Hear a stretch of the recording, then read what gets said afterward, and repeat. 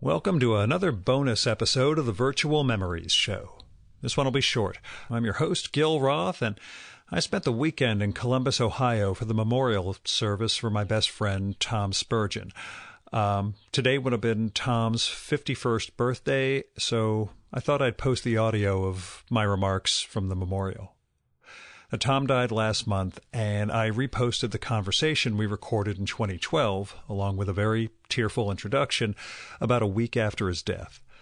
This piece covers some of the same territory, but it's in front of 70 or 80 people, and it's got some good laughs in there among the tears.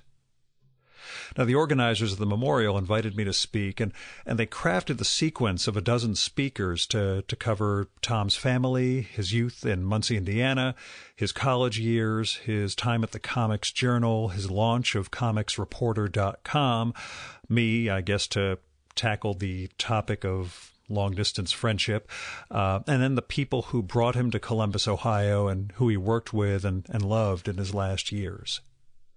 And after that, they opened the mic for other people, and the entire evening, and it is, you'll find out in a minute, a long evening. There was a lot of joy and sadness, a lot of stories we told, a lot of emotions we bared as we recounted our friend and his irreplaceable, unforgettable role in our lives and in the comics field specifically.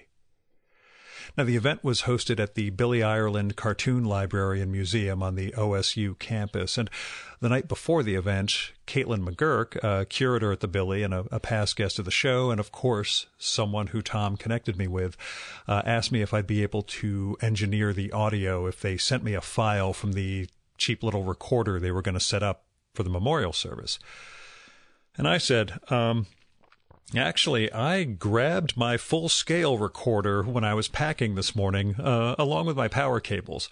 I was not sure why I did that. It's not like I was planning to record a podcast during the weekend, but I figured maybe there would be a need for pretty much the only thing I am actually good at, which is capturing conversation. So I recorded the whole shebang. I'll send the full file to the Billy Ireland for their archives. I'm going to see if everyone who spoke will give me their permission to craft a mega-sized tribute episode from it as a tribute to Tom. It is 2 hours and 40 minutes long. I'm just, for the moment, giving myself permission to share my comments here. Just before we get to it, the whole event was wonderful. The whole weekend was fantastic. There were so many aspects of Tom's life that were illuminated over the course of the memorial. Even though I knew him for more than 20 years, there was an awful lot I didn't know.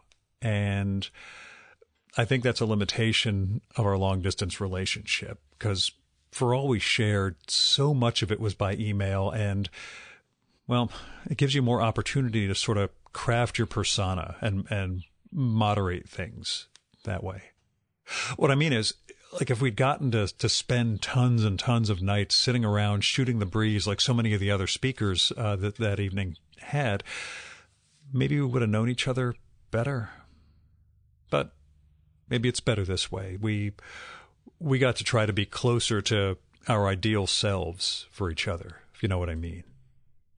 Now, the memorial had lots of Columbus people there, and a contingent of his Muncie pals who all flew in or came in for it. But there were also comics friends from around the country who flew in to pay their respects, as well as a couple from Canada. And I don't know if talking to so many people about him helped me or helped them to accept this loss, but hearing so many stories about what he meant to people, it really did help me a lot.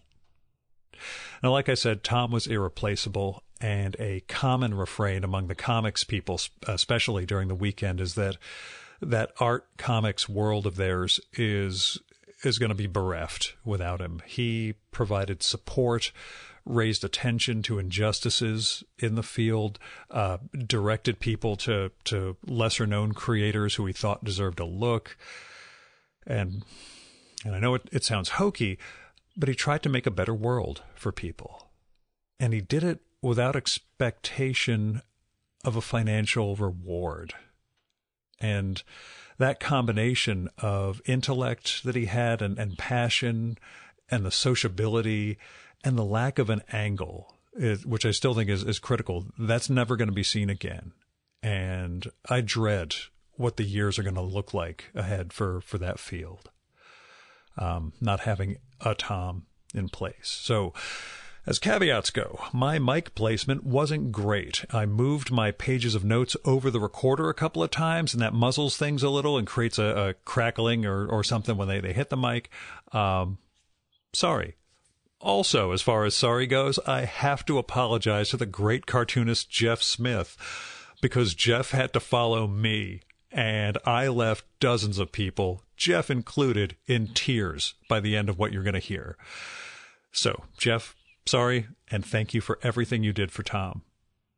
And now, on Tom Spurgeon's 51st birthday, my piece from his memorial service.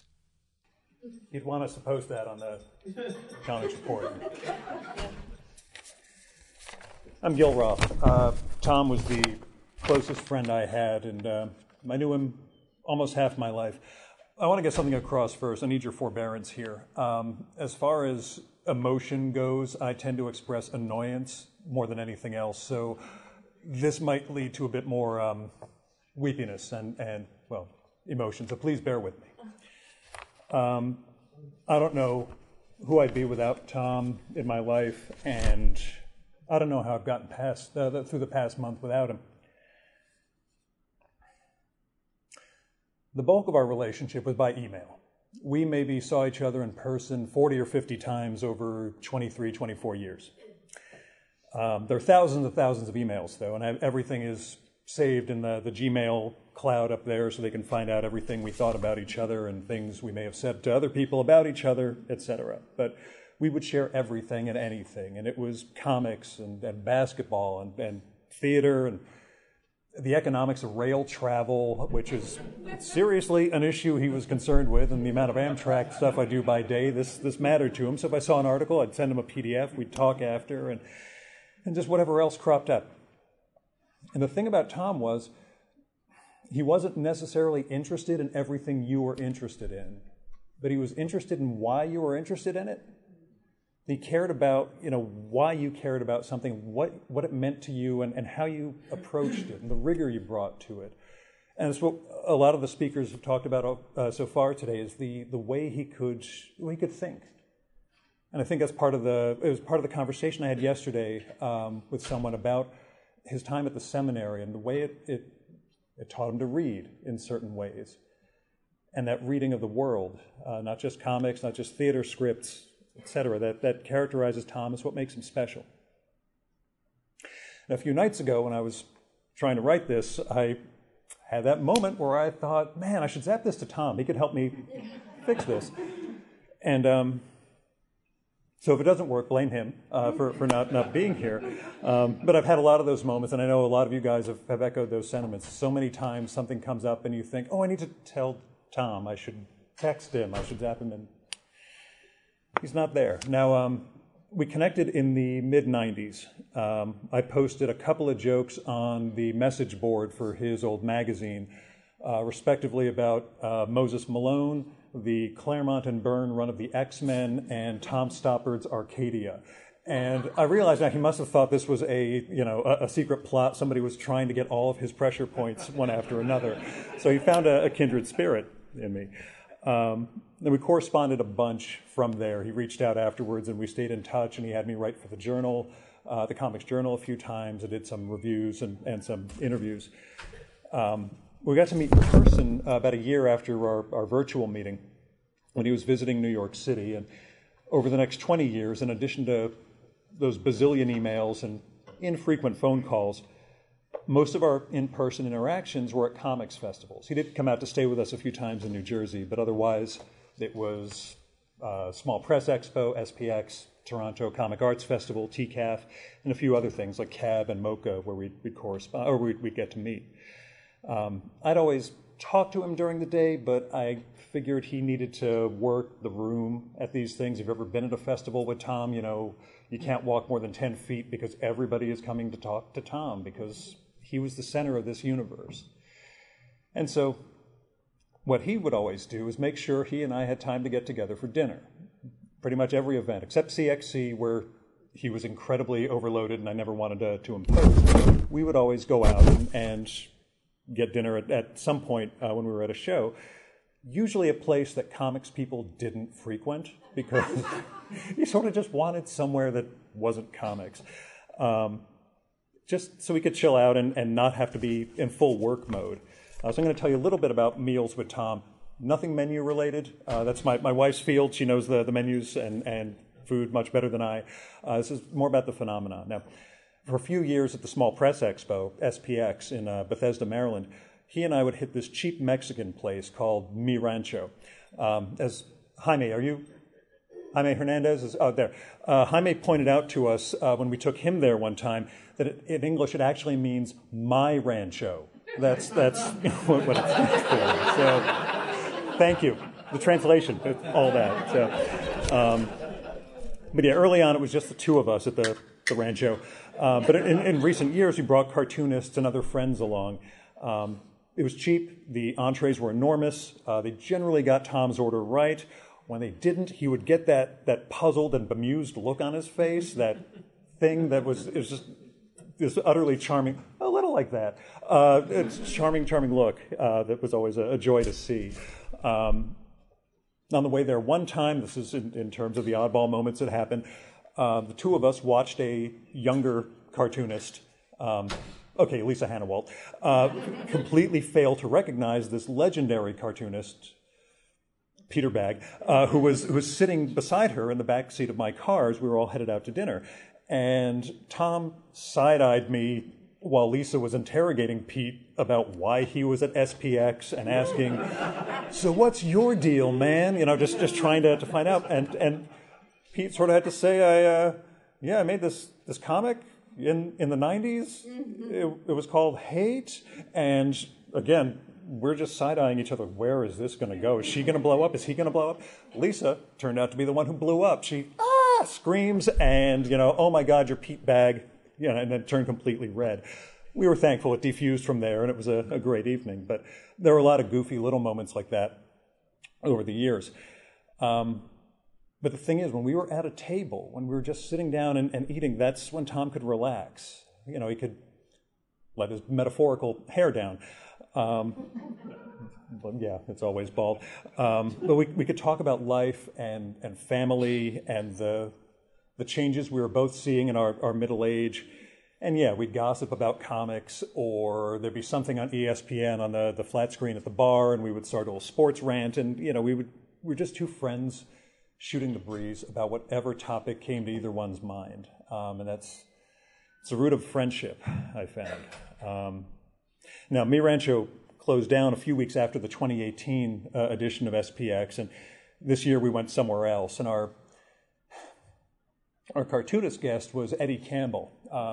Those of you who are not comics people, Eddie is this Scottish-Australian cartoonist who did these wonderful autobiographical comics, as well as a whole series about Bacchus in the modern age. But his autobiographical, and both sides of his strips have always had this life wisdom aspect to them.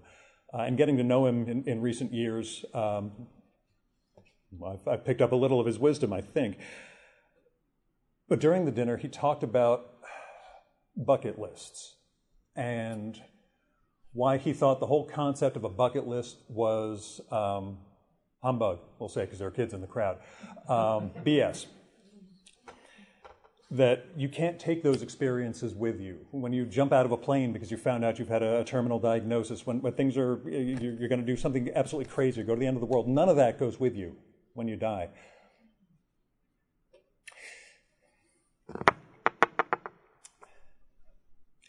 And what Eddie said was, if he was facing the end, he just want to walk his dog one more time and watch another sunset. And I think Tom and I both agreed with that. I don't remember too much of the dinner otherwise, but that's the thing that stuck out. It was about a few weeks before his death, middle of September. Now, Toronto Comic Arts Festival was very different than Bethesda and the Small Press Expo, because my wife comes along, and because Toronto has much better restaurants than Bethesda, Maryland, which is possibly why my wife comes along to TCAF. Now, it's May, and the TCAF, Toronto Comic Arts Festival, ends on Mother's Day, that Sunday. And we had this tradition where Amy and Tom and I would go out to this wonderful restaurant that we love. And because it's Mother's Day, there's always weird family dynamics at all the tables. And we would all make up stories about, what we were seeing and why this person brought flowers. And clearly they're out of favor with that mother-in-law and it's all sorts of stuff. We always have a wonderful time trying to remember what we ordered the previous year. And it's a heavy-duty Chinese place, more Cantonese language than English on the menu. So we'd always try and figure out what the hell we ordered and try and get the same thing. And it was always wonderful. Sometimes we'd bring somebody along, but generally it was just the three of us, and it was just a way when a show was over for us to just decompress and to just enjoy company and fine food. And this past year, Rebecca joined us, and it was the happiest I've ever seen Tom. I mean, everybody who's talked so far has talked about the ups and downs in Tom's life and the joy he brought, but also, the darkness that he carried. And that looseness I was talking about when we're at the table and Tom's at ease, that's nothing. That was nothing compared to this past May and just the ease that he had and that they had with each other and the love that was growing between them. It was beautiful to see my friend experiencing that. And I'd trade a moment of that, again, for everything else. The last 23, 24 years, all the correspondence, all the intellectual thought, everything we shared, I'd trade it all just to see that look again. And I think Eddie's right about the bucket list thing. Most of that is BS. But I'm also glad Tom got to have that experience before he left us. I could go on about all sorts of Tom's stories, but I'll do that afterwards when we're shooting the breeze. I just want to thank all of you for coming and for all the support and love you've shown him over the years. Thank you.